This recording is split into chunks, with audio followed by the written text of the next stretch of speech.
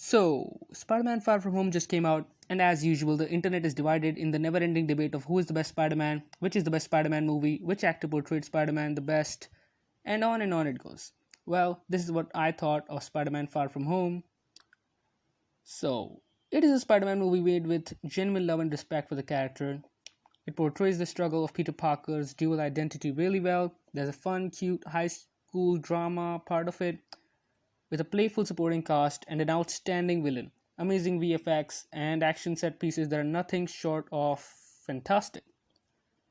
Let's get to some plot specifics here, but I'll warn you before I get to actual spoilers.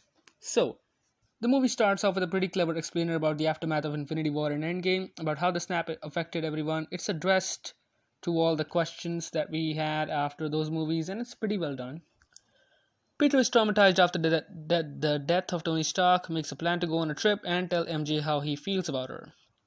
Then, funny, charming, high school stuff happens.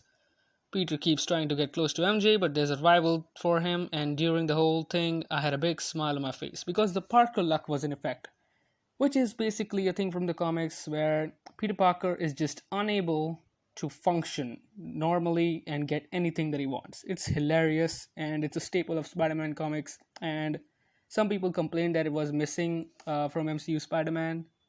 So I hope we can put at least that to rest now because he was hella awkward in this. So, moving on, there are creatures called elementals attacking the world, countries around the world, and there's this guy called Mysterio who steps in to help. Nick Fury recruits him and Spider Man, who is reluctant because he just wants a break from being a superhero, but Nick Fury hijacks his vacation anyway. Mysterio and Spidey become friends, he gives them a nice pep talk, respect, and then. So now I need to get into spoilers. If you haven't seen the movie, click off now, come back later, or not, whatever. So 3, 2, 1, here we go. So for those people who don't know who Mysterio is, yeah, he's a bad guy. A major Spider-Man villain with a fishbowl helmet that this movie makes work so damn well. The rest of his outfit, lifted straight from the panels, looks amazing. And they stick to his story and characteristics as well, for the most part.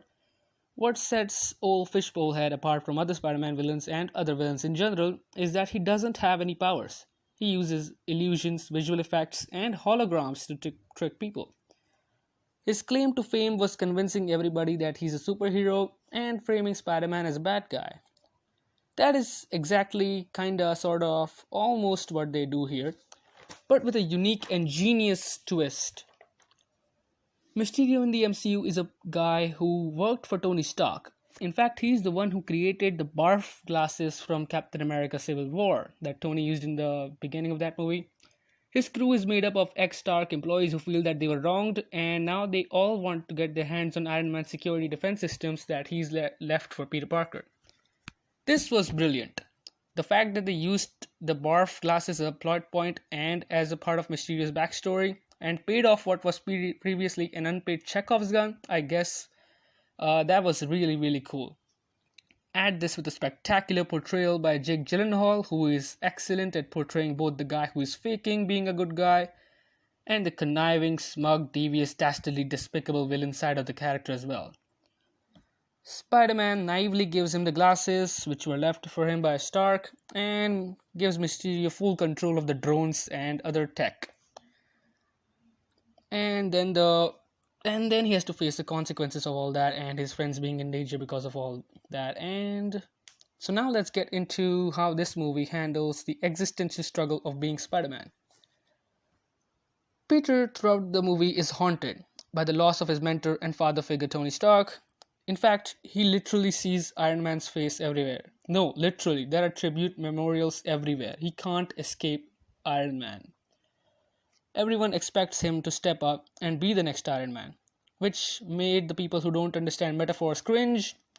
But what the movie does is place Peter in a massive dilemma, trapping him in between a fun vacation with his friends and filling in the gaping void of heroism that Iron Man left in the world, which I hope I get to the people who don't understand metaphors will be filled not by Peter being the next Iron Man, but by being himself, i.e., Spider Man.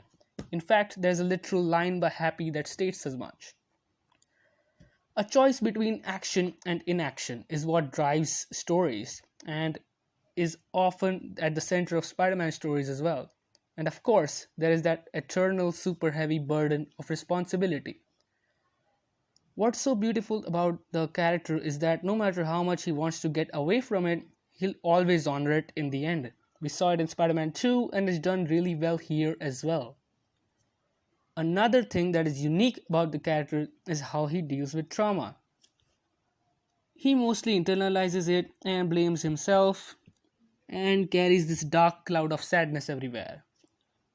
There's a really well made sequence in the movie where Mysterio creates illusions about Spidey's worst fears and his internalized grief and to some extent guilt about Tony's death. And not only is that like so Mysterio, I mean, it's something that he does in the comics as well, it completely breaks Spider Man. Couple that with his friends being in danger as a consequence of him trying to avoid his responsibility, and we get a character who's a broken mess with no clue about how to move ahead. This leads to my favorite scene in the movie. It's a conversation between Happy and Peter, where both of them reminisce once again about Stark. And Happy tells Peter that Tony's decision to pick Peter was the one and only one thing that he never second guessed. He will never be the next Iron Man.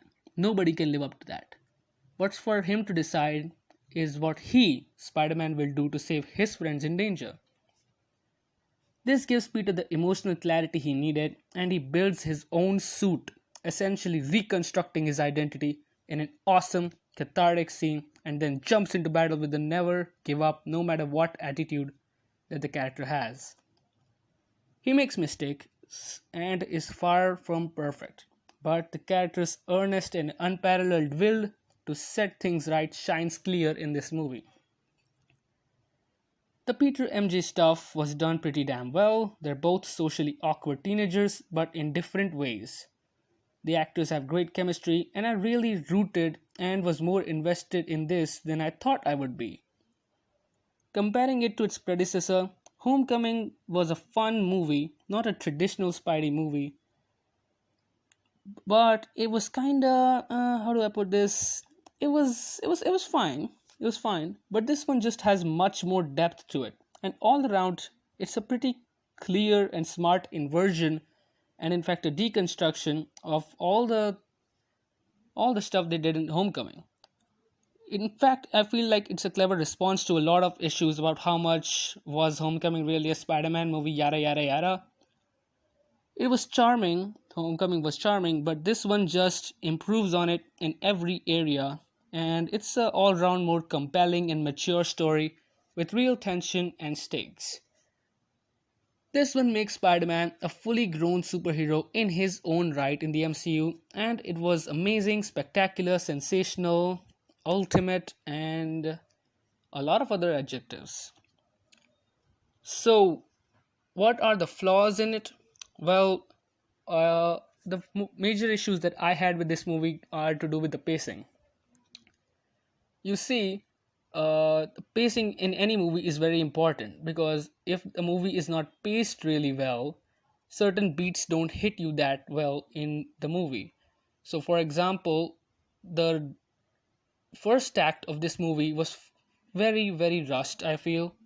Like, I get it, they just wanted to get into the vacation stuff really, really fast, but a little breathing room to like establish where everyone is emotionally and everywhere. Like, it's clear from the subtext about why he's going on a vacation and everything, but I think a little bit more time to devote to how he arrived at that decision exactly, because it's the whole thing that drives the narrative forward and is how we'll explore his mind state and all the themes and everything in this movie. So I feel like more time should have been dedicated to that decision about him going on a vacation, and a little bit more basically fleshing out of his wants rather than just stating it at the very beginning. He just states that what he wants to do rather than like a clever sequence showcasing what how he wants to tell MJ and how exactly it came to be. Because last I recall, he liked Liz in Homecoming, and yeah, I know that didn't work out really well, but there was nothing between him and MJ in Homecoming.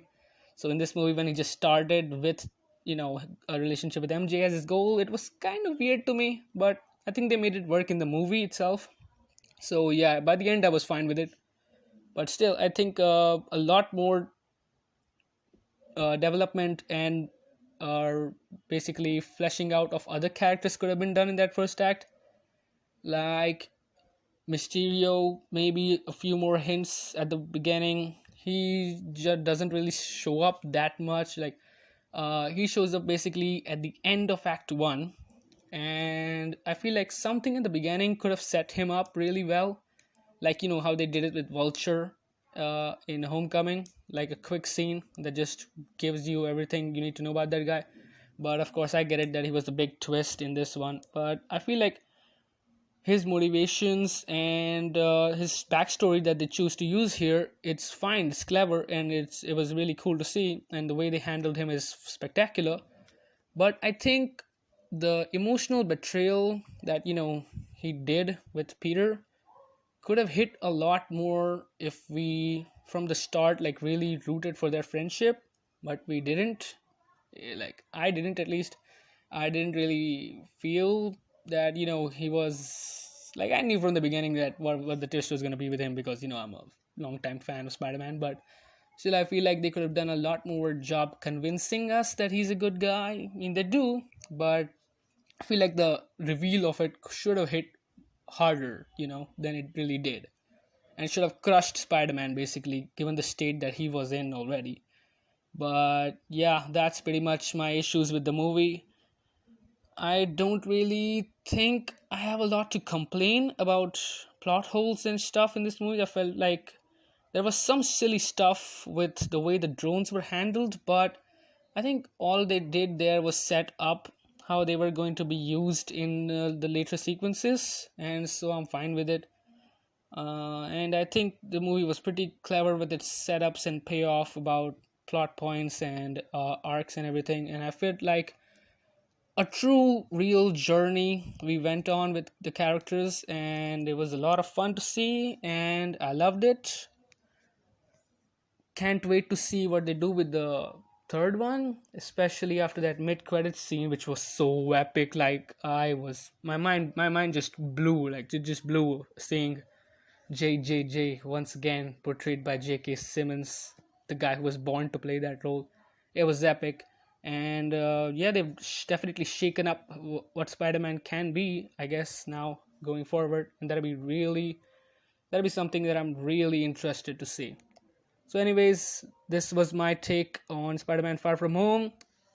It isn't the best Spider-Man movie, no, I don't think so, but it is a sincere Spider-Man story that really gets all the power and responsibility themes and the character and the, you know, the devotion. It has heart to it, so I loved it, and I was happy, and it felt like I watched a complete, nice, fun, amazing, meaningful Spider-Man story. It was spectacular. Yeah, I'll keep using Spider-Man related adjectives when I run out of things to say. Anyway, so yeah, thank you for watching. This has been TD Reviews Movies.